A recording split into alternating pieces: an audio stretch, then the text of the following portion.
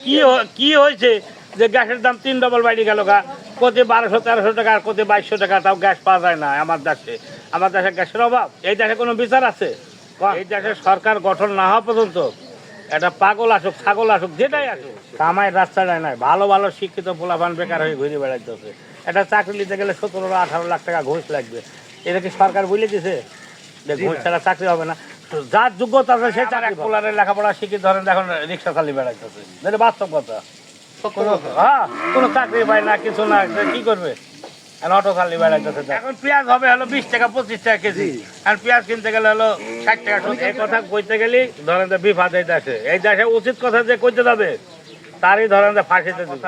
জনগণ কে আল্লাহ পাক যেন জনগণের খুব ভালো রাখে, সুস্থ রাখে, কামাই রুজিতে বরকত দিক, তারা চাকরি করে যেন আল্লাহ যেন তাকে খুব বাল বাচ্চারা ভালো রাখে, তাদের হাত পা যেন আল্লাহ পাক ভালো রাখে। পায় নাই টাকা ইলেকশন না হওয়া পর্যন্ত, বুঝছেন, এই টাকা পাওয়া যাবে না। আচ্ছা, ইলেকশন হইলে পাওয়া যাবে। এখন ধরেন যে দেশে কোনো বিচার আচার নাই, আপনার ধরবেন কারে, মারবেন কারে, কারণ বিচার আচারই নাই।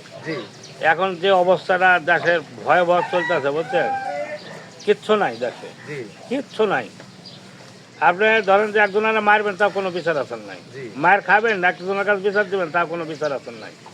আমরা এমন জায়গায় এখন বসবাস করতেছি, কথা বলছেন। এই আসুক এই দেশে একটা সরকারের হলো দরকার, বিশেষ দরকার, কথা বলছেন। তাছাড়া এই দেশে কোনো জিনিস দেখেন 1200 টাকা 1300 টাকা করে গ্যাস কিনলাম বাসায়, হঠাৎ করে গ্যাস পরীক্ষিতে ফোন দিয়েছি, বলে গ্যাস নাই। কেন নাই? বলে গ্যাসের দাম 2200 টাকা।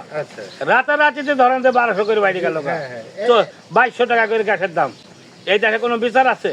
কোন রাতারাতিতে মানে কি এমন হইলো? হ্যাঁ, কি হয়েছে যে গ্যাসের দাম 3 ডবল বাইরে গেল গা, কোথায় 1200-1300 টাকা আর কোথায় 2200 টাকা, তাও গ্যাস পাওয়া যায় না আমার দেশে গ্যাসের অভাব।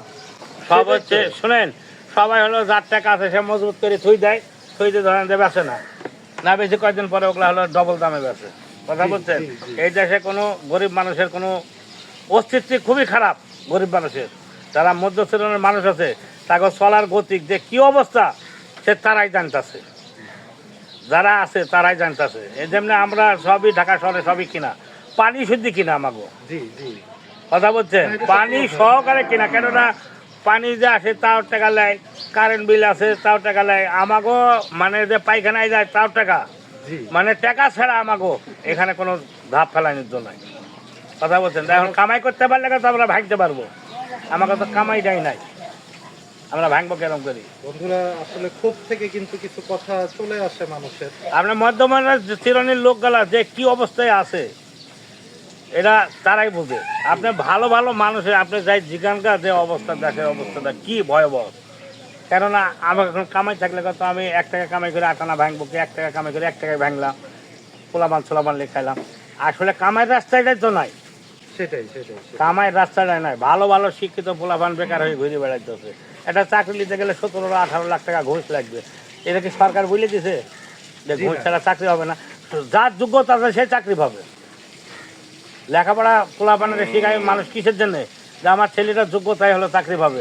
এখন আপনার যত যোগ্যতাই হোক, আপনার টাকা ছাড়া কোনো চাকরি নাই এই দেশে, কথা বলছে। আমরা কোন দেশে বসবাস করি, কথা বলছেন। আরও পোলাপানের বেশি করে লেখাপড়া শিখায়নি মানে আরও বেকার করায়নি উচিত, বেকার করে ফেলাইতেছি, কথা বলছেন। এখন আমার এক পোলারের লেখাপড়া শিখে ধরেন এখন রিক্সা চালিয়ে বেড়াইতেছে, যেটা বাস্তব কথা। হ্যাঁ, কোনো চাকরি পায় না, কিছু না, কি করবে? অটো চালিয়ে বেড়াইতেছে। আরে বাইরে ভালো মানে আপনি যে জিনিস কিনতে যাবেন মানে এমন দাম। একটা জিনিস দেখেন ভাই, এই যে শীতকালে কিন্তু শীতের সবজিটা একটু দাম কমে। হ্যাঁ, আরো বাড়তেছে। হ্যাঁ, এখন পেঁয়াজ হবে হলো 20 টাকা 25 টাকা কেজি, আর পেঁয়াজ কিনতে গেলে হলো 60 টাকা 70 টাকা। টমেটো কিনতে যে হতভম্ব হয়ে গেছি, 90 টাকা 100 টাকা দাম চাইতে টমেটো। এই দিনে টমেটো আমরা খাইছি, গেল বছরও খাইছি 10 টাকা 15 টাকা 20 টাকা 20 টাকা, কথা বলছেন। 90 টাকা 100 টাকা টমেটোর দাম এই শীতকালে, কথা বলছেন। এই কথা কইতে গেলি ধরেন যে বিপদ এই দেশে। এই দেশে উচিত কথা যে কইতে যাবে তারই ধরেন যে ফাঁসিতে দিবে। এই দেশে উচিত কথার ভাত নাই, নিজ কথার ভাত নাই। যাক, আপনার ভাই হাটে তো এখন আর অনেকদিন যাবতীয় আবার আসতেছেন না, হাটের তো কন্ডিশন কি বলছে ওই লোকেরা? আপনার টাকার কথা যদি একটু আমরা জানতে চাই। কি ইলেকশনের পরে কাজ দিচ্ছে 11 লাখ টাকা চেক বার করে দেখালো, বলছে ইলেকশনের পরে স্যার আমি দিতে পারবো না, জমি বেচবে, বেশি আমি তো আর ডেট মনে হয় 1000টা ডেট গেল গা। জি কথা বলছেন, ওর জবানেরই দাম নাই। ওর ছেলের মাথায় হাতে কিরি করে এই করে, কথা বলছেন, ওর ছেলের একবার মুখও ব্যাখ্যা হয়ে গেল। হ্যাঁ, মুখ ব্যাখ্যা হয়ে গেছিল। কথা বলছেন, পাপ কোনোদিন বাপেটা ছেড়ে না, এটি মনে করে রাখবেন সবসময়। আমি করি আর এক জোড়াই করুক। আমার মনে হয় যে খরচা পাপ করছে বলে ওর কাছে টাকাটা গেছে, নাইলে যাইতাম না। নাইলে ওর কাছে আমার মতন লোকের টাকা ওর কাছে যাবে কেন? কথা বলছেন, বুঝতেই পারতেছেন টিপু ভাইয়ের যাক ব্যবসা বাণিজ্য আবার শুরু করার নিয়াত আছে, টুকটাক করে করতেছে, আবার করার চিন্তা ভাবনা করছে। শরীরটাই তো আল্লাহ করছে, শরীরটা একটু ভালো হইলি। আপনি কি ভাই ডাক্তার যেভাবে বলছে ওইভাবে কি চলতেছেন?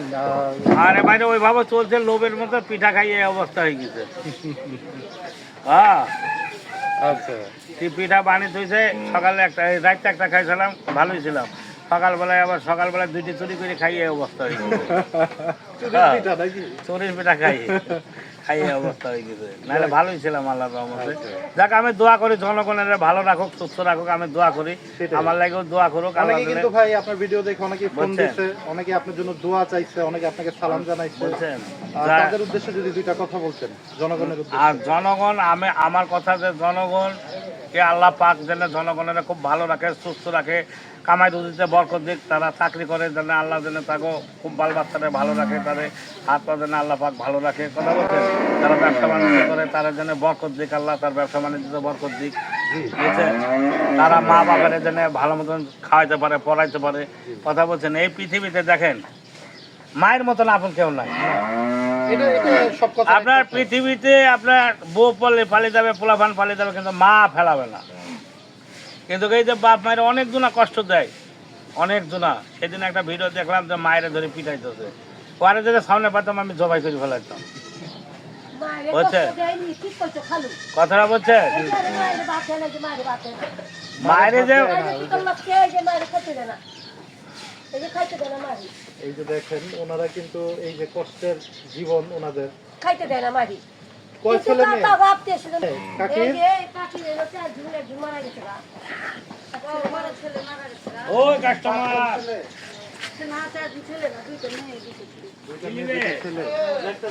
ছেলেরা কি বড় হয়েছে? বড় বিয়া করছে। এখন আপনি এই বয়সে এই যে এই কাজ করতেছেন, কষ্টের কাজ।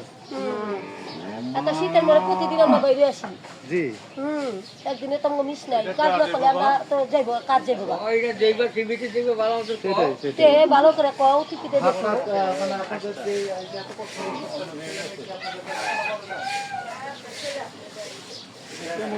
কি বলে, কি করে সে? সে যে নৌকা চালায়। নৌকা চালায়। কিন্তু আপনাকে ভরণ পোষণ বা খাবার কোনো কিছু আপনার দায়ভার নেয় না, না। আমরা কাজ করে খাই। বন্ধুরা বুঝতেই পারতেছেন বাংলাদেশে যে পরিস্থিতি, এরকম হাজারো মায়ের কিন্তু গল্প আছে, অনেক গল্প থাকে। একটু টিপু ভাইয়ের কষ্টের কথা শুনে কিন্তু তাদের কষ্টের গল্পটাও কিন্তু একটু শেয়ার